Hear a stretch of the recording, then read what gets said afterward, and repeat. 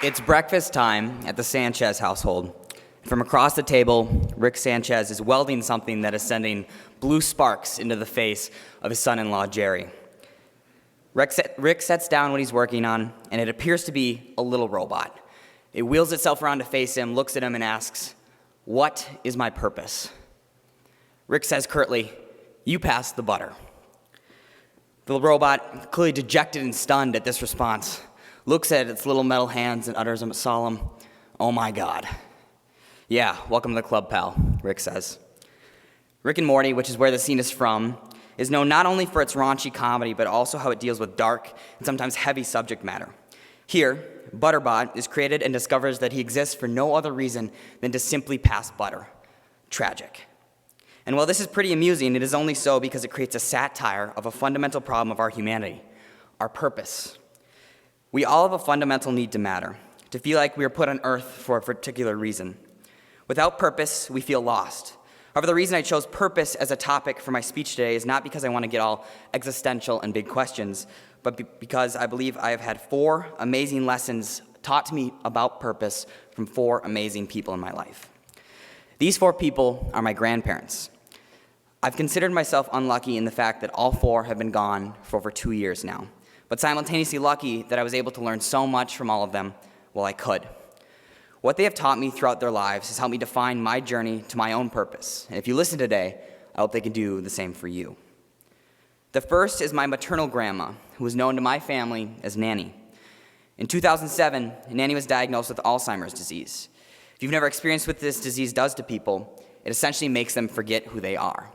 They can forget who you are. They can even forget their own purpose. Many of Nanny's best friends actually turned their backs on her when she became sick, as if she was a completely different person they'd never known. Only a few stuck by her side until the day she died.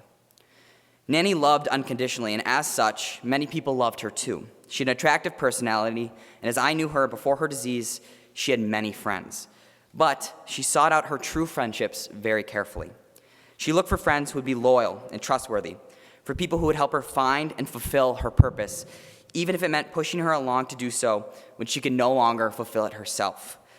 These are the ones she kept closest, and in the end, these were the friends who stayed by her side and continue to help her fulfill her purpose today by caring for my family in her absence. Next is my paternal grandmother. Grandma Kelly was raised in a Protestant German household during a time when tensions between Protestants and Catholics were still hot. She met my grandpa, Papa, when she was just in high school, and around the same time, she discovered Catholicism. She felt so strongly called to be a Catholic that she would actually sneak out of her bedroom window at night, not to go meet my grandpa, but to go take the necessary classes so that she could be confirmed. I was lucky enough to actually speak with her before she died, and when I asked her what she was most grateful for in her life, she quickly said, "My faith." Grandma's lifelong purpose had been to love others as Jesus did, but before she could define this purpose, she had to first define her own values. She found what she believed in, religious and not, and stood strongly for those her whole life. So strong, in fact, that she never even wavered in the face of disownment from her own family. In the end, the strength with which she upheld her beliefs guided her to her purpose. Then there's my dad's father, Papa. He was supposedly a fiery man once, but as I knew Papa, he was actually quite calm and collected.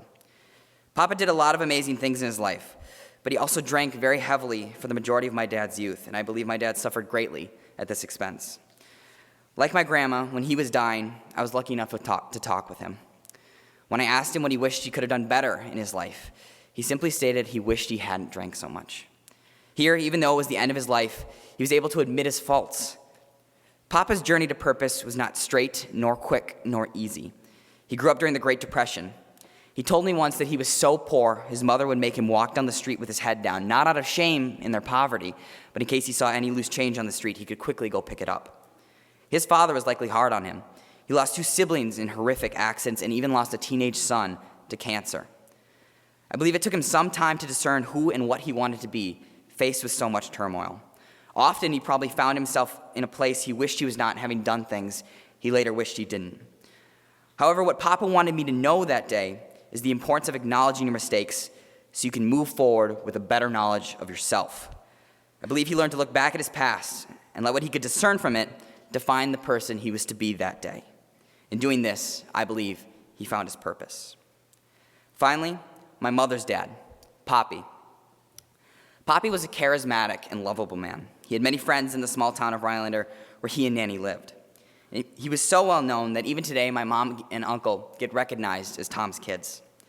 We sometimes joke that he could have run for town mayor any day of the week and been elected, but we could never get him to go for it. When Poppy died, there was an absolutely astounding amount of people who attended his wake and funeral. It seemed the whole town showed. I saw the local dentist, the mailman, the local restaurant owner, Shady Sue. But the one that I remember most clearly, even today, was a woman who came to the wake wearing a Super America gas station uniform.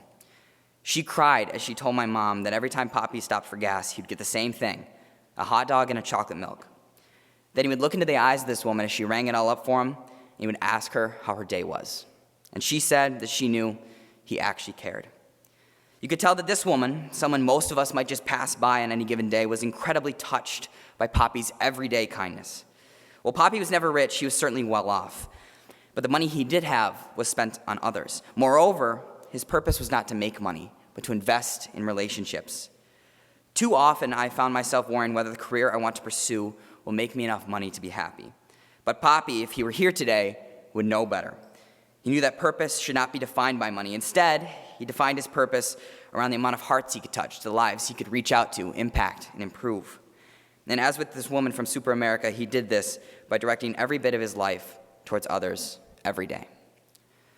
Rick's Butterbot, created in its likeness to humans, understood that purpose is momentous and essential to life. What you live for, and more importantly, who you live for, will define your life. And if you believe in it, what comes after.